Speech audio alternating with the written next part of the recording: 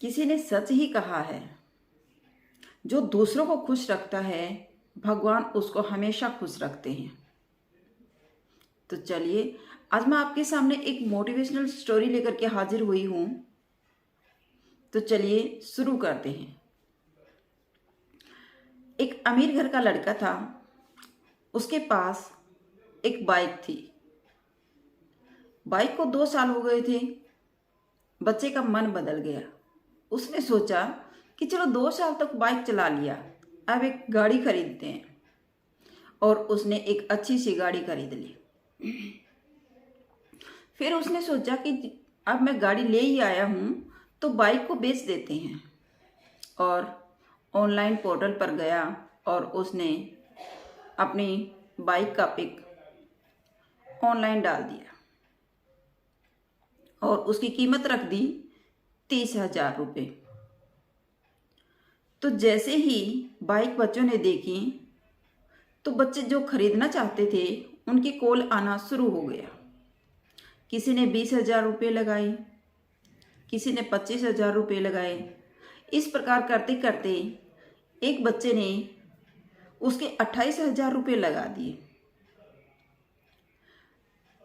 तो बाइक वाला सोच रहा था कि मेरी बाइक शायद 28,000 रुपये में ही बिकने वाली है, क्योंकि किसी ने 30,000 रुपये तो इसके देने किए ही नहीं। तो मुझे लगता है कि 28,000 रुपये में ही बाइक बेच देनी चाहिए।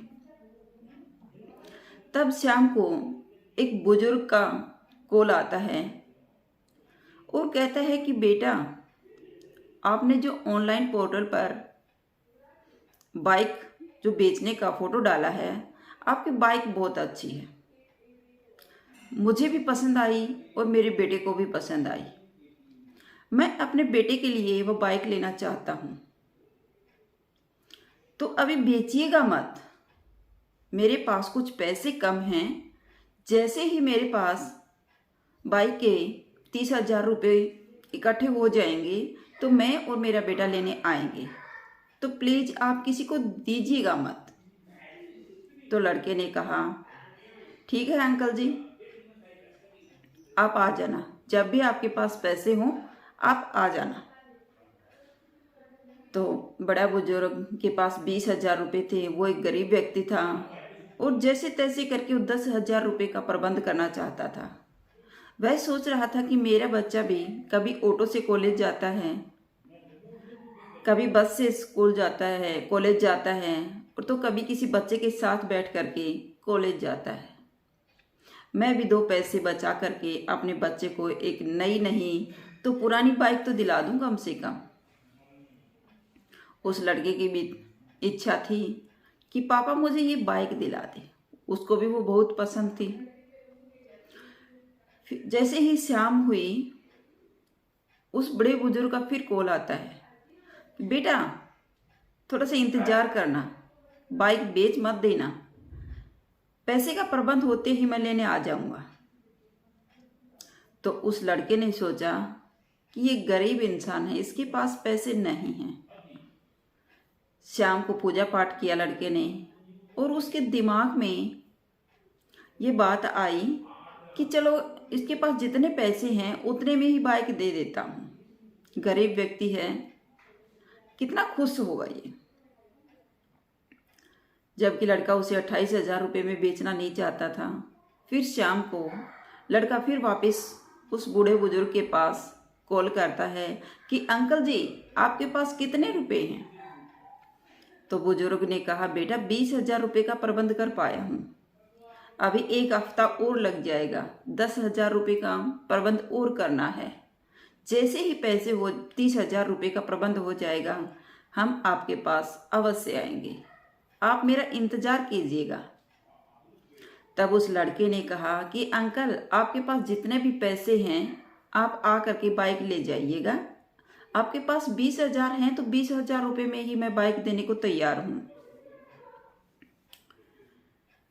बड़ा बुजुर्ग बड़ा खुश होता है और यह सुन करके उस बुजुर्ग को हंसी आ जाती है। बहुत खुश होता है कि बेटा 20,000 रुपये में बाइक दे दोगे?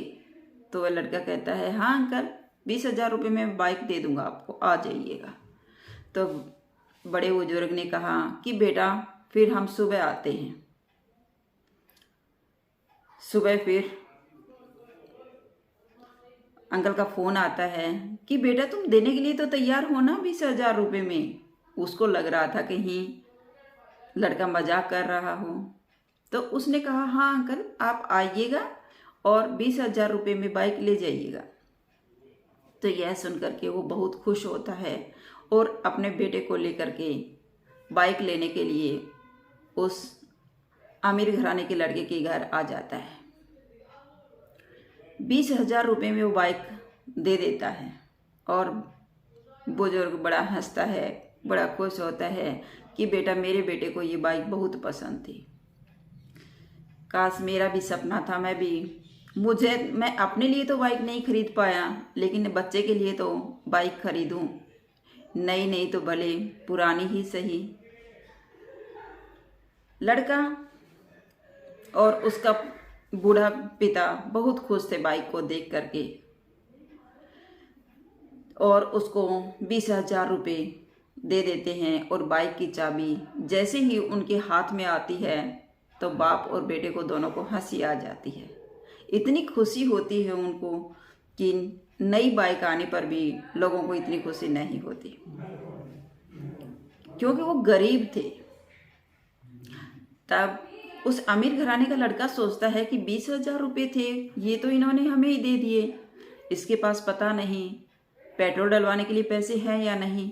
तो वह लड़का उस 20,000 में से 500 रुपये का एक नोट निकालता है और उस अंकल की तरफ बढ़ाता है और कहता है कि अंकल घर जाते वक्त इसकी मिठाई खरीद लीजिएगा। और 500 रुपये दे करके वो इतनी खुशी होती है उसको, उस बुजुर्ग के चेहरे पर स्माइल देख करके लगता है कि उसको सदियों की खुशियाँ मिल गई हो। और वो दोनों खुशी खुशी से बाइक लेकर के बाप बेटे अपने घर चले जाते हैं। तो किसी ने सच ही कहा है, जो दूसरों को खुशियाँ बांटता है उसके जीवन में कभी खुशियाँ कम नहीं होती। तो आई होप आपको मेरी स्टोरी अच्छी लगी होगी।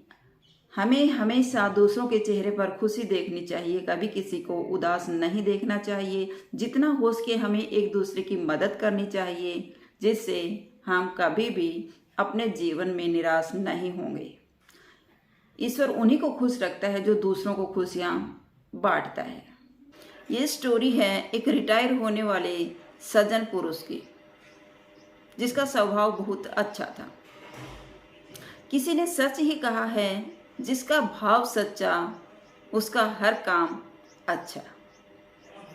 अगर जिस व्यक्ति का भाव सच्चा है तो उसके हर कार्य अच्छे अपने आप बनते चले जाते हैं। तो चलिए स्टोरी शुरू करते हैं। एक सज्जन पुरुष थे,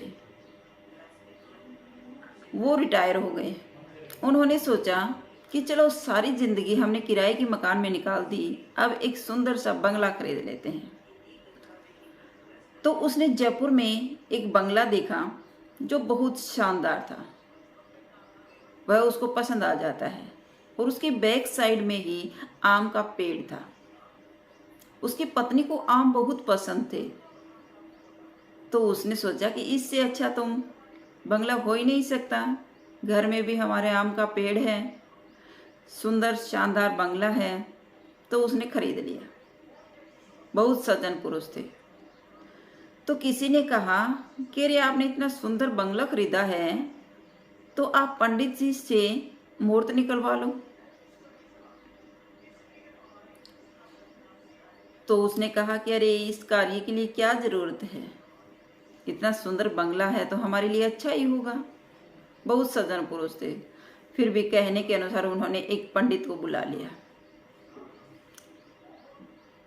जैसे ही पंडित ने आने की डेट धरी तो वह उन्हें लाने के लिए स्टेशन पर पहुंच गया। स्टेशन पर पंडित जी उतरे तो उसने अपनी गाड़ी में बिठाया और चल दिए। आगे से एक बहुत तेज रफ्तार में गाड़ी दौड़ी आ रही थी जो रोंग साइड थी।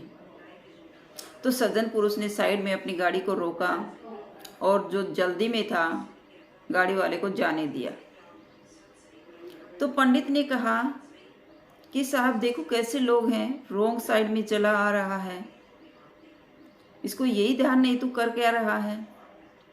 तो सज्जन पुरुष मुस्कुराए और बोले, अरे भाई इसको जल्दी होगी। तो सज्जन पुरुष वो गाड़ी जाने के बाद फिर से चल दिए। जैसे ही आगे बढ़े तो रास्ते में एक बच्चा दौड़ करके आ गया। तो सज्जन पुरुष ने शांत स्वभाव से अपनी गाड़ी में ब्रेक लगाए और गाड़ी को रोक लिया। बच्चा निकल गया, फिर भी वो खड़े रहे। तो पंडित जी ने कहा कि अरे साहब देखो बच्चे कैसे इधर उधर देखते ही नहीं हैं, रोड पर दौड़ के आ गया, अगर इसका एक्सीडेंट हो जाता तो सज्जन पुरुष ने शांत स्वभाव से जवाब दिया, अरे तभी तो बच्चे हैं, ये इतना नहीं सोचते हैं, बच्चे हैं तो बच्चों जैसा ही व्यवहार करेंगे। सज्जन पुरुष मुस्कुराए। तो पंडित जी ने कहा कि चलो, बच्चा गया। सज्जन पुरुष ने कहा, अरे ये बच्चे हैं, ये दौड़ रहे हैं, तो इसके पीछे एक बच्चा, एक या दो बच्चे और भी मिलेंगे, उनको भी आने दीजिए, वो चले जाएंगे, तब चलेंगे बाद में, ऐसे भी क्या जल्दी है अपन को। तो उसके साथ वाले पीछे से दो दौड़े दो बच्चे आते हैं और उसको पकड़ने के लिए वो भी रोड से निकल जाते हैं। और उन बच्चों को देख करके वो सज्जन पुरुष मुस्कुराते हैं कि बहुत अच्छी दुनिया है बच्चों की, बच्चे तो बच्चे ही होते हैं। मुस्कुराए और आगे बढ़ गए। पंडित जी ये सब देख रहे थे। जैसे ही वो अपने घर के सामने पहुंचे तो उनके पेड़ पर जो पक्षी बैठे थे वो उड़ते हुए दिखाई दिए उसको। तो सज्जन पुरुष ने कहा कि साहब पंडित जी आप 2 मिनट और गाड़ी में बैठे रहिएगा, मेरे बंगले के पीछे आम का पेड़ है और ये पक्षी उसी पेड़ पर बैठते हैं। तो अब ये पेड़ से पक्षी उड़े हैं तो इसका मतलब है आम के पेड़ के नीचे बच्चे आए हुए हैं आम खाने के लिए। और जैसे ही वो अपन को देखेंगे तो दौड़ेंगे। कोई बच्चा वो पेड़ के ऊपर भी होगा, वो भी कूद जाएगा और डर के मारे भागेगा, कहीं उनको चोट न आ जाए, इसलिए उनको नहीं पता चलना चाहिए कि घर का मालिक आ चुका है। तो अगर अपन दोनों 2-4 मिनट गाड़ी में बैठे रहेंगे और वो बच्चे निकल जाएंगे आम लेके, उसके बाद अंदर चलते हैं। तो पंडित जी उसकी हर बात को सुनकर हैरान हो रहे थे। जैसे ही पंडित जी वो बच्चे जाने के बाद वो उतरे और घर में एंट्री किया। सज्जन पुरुष ने पंडित जी की अच्छी आव भगत की, अच्छा नाश्ता करवाया और फिर बोले कि चलो पंडित जी थोड़ा बहुत घर का मुहूर्त देख लेते हैं। तब पंडित जी ने कहा कि साहब मुझे माफ़ कर दीजिएगा, आपके घर में वास्तुशास्त्र गलत हो ही नहीं सकता, तो आपको मेरी ज़रूरत नहीं है। अरे आप तो इतने शांत स्वभाव के हैं, इतने सच्चे दिल के इंसान हैं जो अपने सोचने से पहले दूसरों के बारे में सोचते हैं, तो भला आपका बुरा कैसे हो सकता है। आपका अपने मुहूर्त मकान के मुहूर्त की जरूरत ही नहीं है, आप तो बहुत शांत स्वभाव के सज्जन पुरुष हो। जो लोग दूसरों के बारे में इतना सोचते हैं उसका भगवान बुरा कर ही नहीं सकता।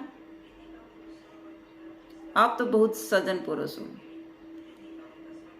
इतने अच्छे व्यवहार के इंसान के साथ कभी गलत हो सकता है? कभी नहीं हो सकता। तो आपको वास्तुशास्त्र के बारे में चक्कर में पड़ने की ज़रूरत नहीं है, आप तो वैसे ही बहुत अच्छे हैं। फिर भी मकान मालिक ने कहा, अरे पंडित जी आ ही गए तो थोड़ा बहुत मुहूर्त वगैरह देख लेते हैं।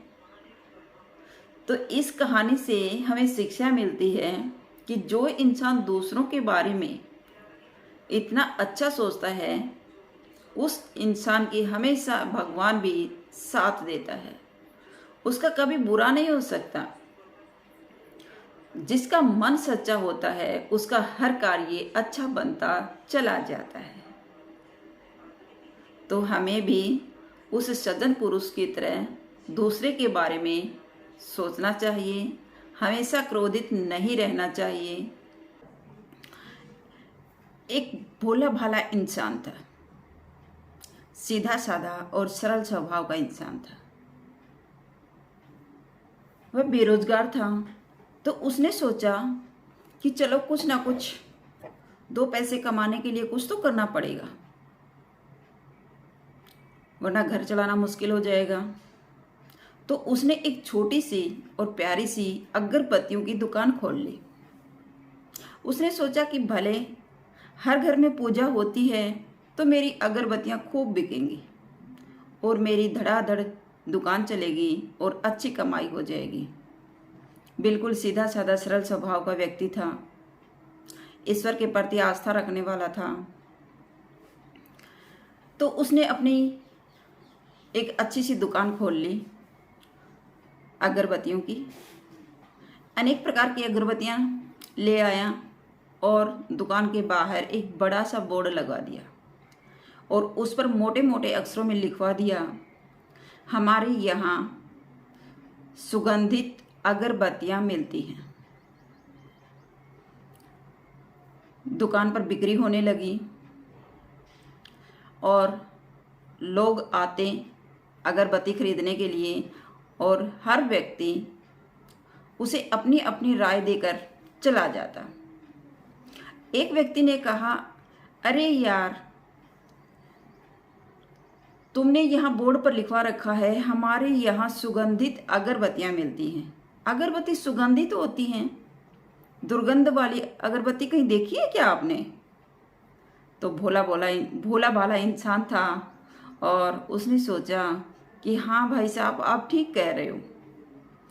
अगले दिन उसने पेंटर को बुलवाया और सुगंधित शब्द को हटवा दिया। बोर्ड रह गया, हमारे यहाँ अगरबत्तियाँ मिलती हैं। दूसरे दिन एक व्यक्ति और आता है, अगरबत्ती खरीदता है और कहता है कि अरे भाई साहब, आपने क्या बोर्ड लगवा रखा है? आपने बोर्ड पर लिखवा रखा है हमारे यहाँ सुगंधित अगरबत्तियाँ मिलती हैं। तो हमारे यहाँ लिखने की क्या ज़रूरत थी? पता है यहाँ आएगा उसको अगरबत्तियाँ ही मिलेंगी। अगरबत्ती की दुकान है तो भाई साहब अगरबत्तियाँ ही मिलेंगी। तो हमारे यहाँ शब्द का कोई मतलब ही नहीं है। तो उस व्यक्ति को वो राय भी ठीक लगती है, क्योंकि वह एक बिल्कुल सीधा साधा और सरल स्वभाव का व्यक्ति है और भोला भाला था। उसने सोचा बात तो ठीक कह रहे हैं भाई साहब। अगले दिन पेंटर को बुलाता है और हमारे यहाँ शब्द को हटवा देता है। बोर्ड रहता है, अगरबत्तियाँ मिलती हैं। अगले दिन फिर एक ग्राहक आता है और अगरबत्ती खरीदता है और कहता है कि भाई साहब, आपने क्या बोर्ड लगवा रखा है? इतना बड़ा बोर्ड लगवा दिया, उस पर आपने लिखा हुआ है अगरबत्तियाँ मिलती हैं। अगरबत्ती की दुकान है तो अगरबत्तियाँ ही मिलेंगी। आप सिर्फ अगरबत्तियाँ लिखवाओ मोटे शब्दों में, मिलती हैं शब्द को हटा दो। ये शब्द मुझे बेकार लग रहा है। तो उस व्यक्ति को फिर वो बात भी ठीक लगती है। आए दिन कोई न कोई ग्राहक आता है और अपनी राय दे करके चला जाता है। तो वो फिर अगले दिन फिर पेंटर को बुलाता है और मिलती है शब्द फिर हटवा देता है और बड़े बोर्ड पर सिर्फ शब्द रह जाता है अगरबत्तियाँ। फिर एक ग्राहक आता है और कहता है, अरे भाई साहब, ये अगरबत्ती की दुकान है तो अगरबत्ती ही मिलेंगी ना, तो तुम्हें ये सब बोर्ड लगाने की क्या ज़रूरत है? अगरबत्तियाँ क्या मतलब रह गया? अगरबत्तियाँ ये नहीं लगाओगे तो भी तुम्हारी बिक्री हो रही है। तो ऐसे करते करते वो अगरबत्तियाँ शब्द अगले दिन फिर हटा देता है तो बोर्ड बिल्कुल खाली रहता है और धीरे धीरे उसकी अगरबत्ती बिकनी, उसका धंधा भी मंदा पड़ जाता है और वह उदास एक दिन अपनी शॉप में बैठा हुआ सोच रहा होता है कि जब मैंने ये दुकान को चालू किया तब तो मेरी अच्छी अगरबत्तियाँ बिक रही थी, लेकिन अब धीरे धीरे ये धंधा भी मेरा मंदा हो गया है। अब मैं क्या करूं? ये सोचता है तो एक दिन उसका दोस्त आ जाता है और अपने दोस्त के सामने कहता है कि भाई साहब, मैंने एक छोटी सी अपनी शॉप खोली थी और मेरी अगरबत्तियों की बिक्री भी अच्छी हो रही थी। पता नहीं धीरे धीरे धीरे धीरे क्या हुआ, मेरा धंधा ही मंदा हो गया है, आजकल मेरी अगरबत्तियाँ ही नहीं बिकती हैं। तब उसके दोस्त ने घूम फिर करके शॉप को देखा और बाहर उसके आसपास वाली जगह को देखने लगे। और जैसे ही उसको ध्यान उस बोर्ड पर जाता है तो वह कहता है, अरे भाई, तुमने ये क्या कर रखा है? शॉप के सामने तो तुमने इतना बड़ा बोर्ड लगा दिया, वो बिल्कुल खाली है। इस बोर्ड के ऊपर लिखवा दो, हमारे यहाँ सुगंधित अगरबत्तियाँ मिलती हैं। फिर देखना तुम्हारा धंधा कैसे चलेगा। जोर शोरों से तुम्हारी दुकान चलने लग जाएगी और तुम्हारी खूब बिक्री होगी। फिर वह वही करता है। अगले दिन पेंटर को बुलाता है और उस बोर्ड पर मोटे मोटे अक्षरों में फिर से लिखवा देता है कि हमारी यहाँ सुगंधित अगरबत्तियाँ मिलती हैं। और उसका फिर से धंधा शुरू हो जाता है और खूब उसकी अगरबत्तियाँ बिकती हैं और वह इंसान बहुत खुश हो जाता है। तो इस कहानी से हमें शिक्षा मिलती है कि हमें जो भी राय देते हैं, हर व्यक्ति की राय हमें मानना जरूरी नहीं है। दुनिया में अनेकों लोग हैं, अगर हम लोगों की ही सुनते रहेंगे तो हम कुछ नहीं कर पाएंगे। हमें जो भी करना है, अपना फैसला, अपने कार्य का फैसला स्वयं को ही लेना है। भले ही उसमें एक बार दो बार नुकसान हो जाए, लेकिन फैसला अपना खुद का होना चाहिए। अगर हम लोगों की राय मानते रहेंगे तो लोग हमें कभी भी आगे नहीं बढ़ने देंगे। तो आई होप आपको मेरी कहानी अच्छी लगी होगी। अगर आपको मेरी स्टोरी अच्छी लगी हो तो प्लीज़ लाइक कीजिए, शेयर कीजिए और सब्सक्राइब करना न भूलें। फिर मिलते हैं नेक्स्ट वीडियो में। Bye bye.